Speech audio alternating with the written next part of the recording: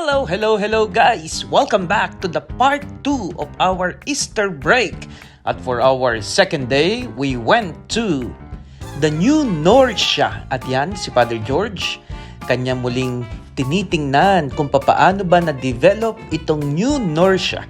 Alam niyo po ba na itong New Norcia, ito po ay monasteryo ng mga Benedictine monk. At yan po yung simula noon na sinamula ni Bishop Alvaro. At sabi nga po niya ay upang maging matagumpay ang misyon dito sa Australia ng mga unang Kristiyanong dumating mula Europa.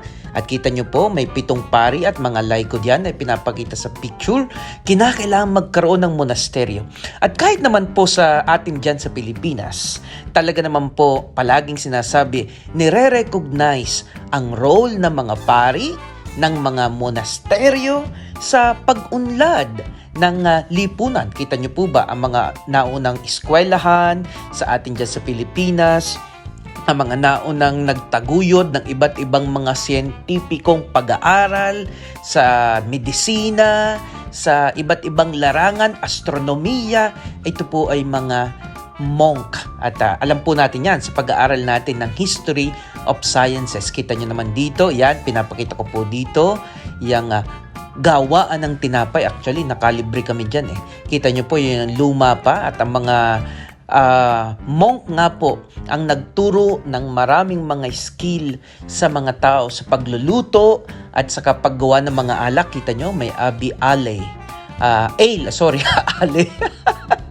Abi ale. At sabi nga po, di ba, kung hindi dumating ang mga monk na ito, ay hindi magiging maayos masyado ang pagtuturo at pagtataguyod at pag-aangat ng pamumuhay ng maraming lipunan. Actually, hindi lamang po ito dito sa Australia, kundi na rin sa maraming lugar sa buong mundo. Ayan nga po ang Saint Benedictine Rule, ang pinapakita ko dyan. Kita nyo from Europe to Australia. At hindi naman po may tatanggi talaga na nang dumating po dito, ang mga unang tao dito sa Australia. I mean, meron pong mga tinatawag po mga First Nation or mga Aboriginal people dito na hanggang ngayon naman ay nire-recognize ng simbahan at ng lipunan at ng pamahalaan bilang mga nauna. Ang dumating po talaga mga taga-Europea ay talaga naman pong unti-unting ikangay nadala ang kulturang makakanluran dito, pati na yung pananampalataya. At sabi ko nga po, ito ang halimbawa ng mga Benedictine. At yan nga po, papakita ko sa inyo mamaya kung paanong dinevelop pa rin nila ang mga pamilya na kanilang dinatnan dito. Anyway, pinapakita ko po sa inyo, kita nyo, iba't ibang mga gamit sa agrikultura at industriya. Yan ang role ng mga monk. At nagturo din, kita nyo naman, no? Aboriginal Boys Brass Band. Talaga namang tinuruan din ng mga monk. At magagaling naman talaga kumanta mga monk nung una. Siguro kung kayo nakakita ng mga Gregorian chant, na, diba, nakikinig kayo noon. Sabi nga po, naalala ko nung kami nag-aaral ng confession.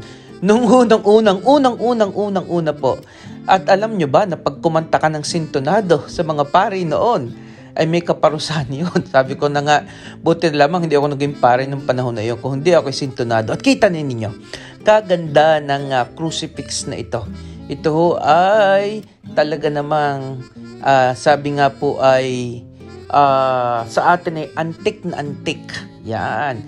Yari po yan sa parang yung sungay ng hayop. Yan, kita nyo, Our Lady of Guadalupe. At dito po naman talaga, salamat sa Mahal na Bereng Maria. At ang motto nga ng mga monk ay Pax or Peace. At yan, aakyat muna po tayo sa kanilang tinatawag na museum. At ang bubungad sa atin ay ang lumang painting ng Madonna and Child. The Mother and Child. Siyempre, that's Mama Mary at saka si Baby Jesus.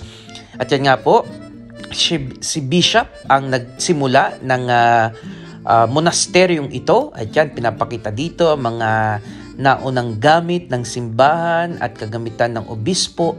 At ipinapakita din po dito ang iba't ibang mga vestments, kayamanan ng simbahan. Kung kayo po ay nakarating na sa San Agustin diyan sa Maynila, naku, may mga ganito din po tayo. Sabi ko nga, sayang sana nung nag 100 years ang Oblates of St. Joseph, sana nagkaroon ng ganitong mga museum. Actually, kung nabisita ninyo ang museum ni Father Charlie diyan sa San Jose, medyo mayroon din naman pong mga nagawa, pero iba itong mga na-preserve na gamit na ito. Ayan, kita nyo, ang lalaki ng painting, ang gaganda. Si San Miguel, yan, kita nyo, may mga iba't ibang instrumento ng musika. Sabi nga ulitin ko, ang paniniwala ng mga monk, he who sings prays twice, sabi nga ni Saint Cecilia. At yan, kita nyo gaho, ang lalaki ng nota, yan ng librong ito ng awit. At syempre, yan si San Jose, kailangan naandyan si San Jose, naandyan ang presentation of Jesus in the temple. Tama ba ako? Ayan, oo nga, kita nyo, pinipresent. And then ito yung finding and loss of Jesus in the temple. Ayan, Australian contemporary arts. Ayan, kita nyo. Ang gaganda talaga Ayan, aboriginal art, contemporary arts. Talaga naman pong sabi nga po ay nai-express natin ang ating pananampalataya through arts at binibigyan natin ng new interpretation according to the imagination of the artist. Kaya po, ang ganda-ganda, nakaka-inspire. Kita nyo kasi kita nyo, parang nasusunog. Dito kasi sa Australia, lalo na pag summer, ay talaga naman pong laging nagkakaroon ng bushfire. At pinapakita dun nga sa painting na iniligtas nila yung larawan ni Mama Mary. At yun nga po, Last Supper, yan again, Madonna and Child, kung paano ipinapakita na yung devotion din naman kay Mama Mary. At punta naman tayo dito sa St. Joseph's Orphanage. Ito po ay orphanage for girls. Actually, hindi naman po sabi dito, ayon sa history, hindi naman talaga yung orphans na tinatawag natin ngayon, kundi yung po mga bata ng mga anak ng mga aboriginals ay dinala dito sa parang monasteryo under ng mga madre nung una upang sila ay turuan, to educate them. Parang sa atin naman nangyari din yan sa Pilipinas Meron mga school for boys, school for girls. At yan nga po, although medyo on the latter part, medyo naging complicated po ito dito sa Australia because of what we call yung mga lost generation na tinatawag po nila. But anyway, we will not go deeper on that.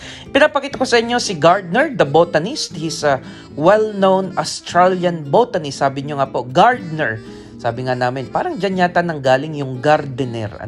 At siya po naka-discover ng maraming mga flora and fauna ng Australia. Gardner, the conservationist. Ayan, talaga namang makikita natin. Gardner the man. He was from England, Lancaster, England. At kanyang dinala, pinag-aralan. Kasi kayo nga po, isa sa maganda dito sa Australia, napakarami nilang mga varieties of plants. Yan si Gardner. Kita nyo naman, the man who discovered most of those plants. At sabi nga po, ano ba ang kaugnayan? At meron siyang museum din dito sa mga monasteryo. Ito pa lang si Gardner, siya po ay naimbitahan ng pinaka-head of New Norcia noon dito upang pag-aralan ang mga halaman dito sa Australia. Yan po yung connection. At kita nyo po, naglabas na tayo. This is the ground of the New Norcia Monastery. Napakalawak po. Meron ding ditong university, meron ding school. Pero kita nyo, kung mapapansin nyo, napakaluag, walang tao. Kung sa atin ito sa Pilipinas, check ako, marami na ditong mga taong pag-alagala, lalo tigit nang pumunta ko kami dito after Easter.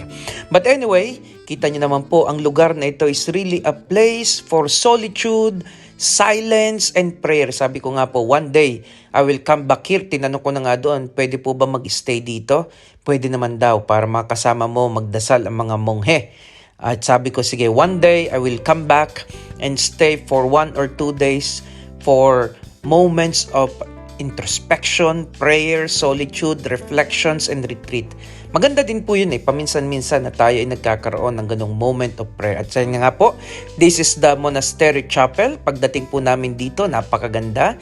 Naghihintay ng 3 pa namin kasamang pare at kami po ay magdadasal muna. Opo, kala nyo puro pasyal kami. Magdadasal po kami ng aming noonday or midday prayer. At kung nakita nyo kanina, pinapakita ko doon sa inyo doon sa restaurant naming pinag-breakfastan ang mga schedule. Nagsisimula ang araw ng mga monk alas 3 ng umaga, magdarasal sila. Every alas 3 ng umaga, alas 6 ng umaga, alas 9 ng umaga, alas 12 ng tanghali, alas 3 ng hapon, alas 6, alas 9 at alas 12. Every 3 hours talaga pong sila yung nagdadasal. Yan, kita nyo naman ako. Tapos na po kami dyan magdasal, kaya medyo pa-selfie-selfie na kami dyan. Naganda ako dito sa Resurrected Cross na yan. Kita nyo gayon. At yan na nga po, tapos na kami magdasal, lalabas na kami, lakad-lakad-lakad, lumakad ng lumakad. Dito muna po kami sa aming sama-samang paglalakbay at dahil po kami nagutom niya, ang pinag-uusapan agad namin dito saan ba tayo kakain? At itinuturo ni Father Joe yung napakatuwid na punong iyon kung gusto daw ng Palo Seboy akyatin. Kita nyo ang kalsadang are, maaliwalas, tahimik. Yan ang sinasabi kong very nice place. Kaya po sa mga taga rito sa Western Australia, if you are looking for a place of solitude and prayer, ulitin ko, come to New Norcia. At pinapakita ko po dito, this is the school. Kung yung kaninang St. Joseph ay for girls, ito po ay for boys. Ayan. I think this was under the, yan, tingnan nga natin, mga brother, Marist brothers. Sila naman po ang mga nag-alaga diyan. At yun na nga po, balik na kami sa sasakyan, driving, sabi natin, saan ba tayo kakain? At napagkasundo namin na pupunta kami sa Moora, M-O-O-R-A. At doon kami maghahanap ng aming kakainan. At pagdating nga po namin doon, sakto, wala pa rin masyadong mga tao. Pero ito ang lakad ng nabusog. Nakapag-steak, nakapag-fish and chips, nakapag-stir-fry, at kung ano-ano pa. At uuwi na po muli kami sa aming tinitigilan sa dali upang magpahinga hanggang sa susunod na aming vlog.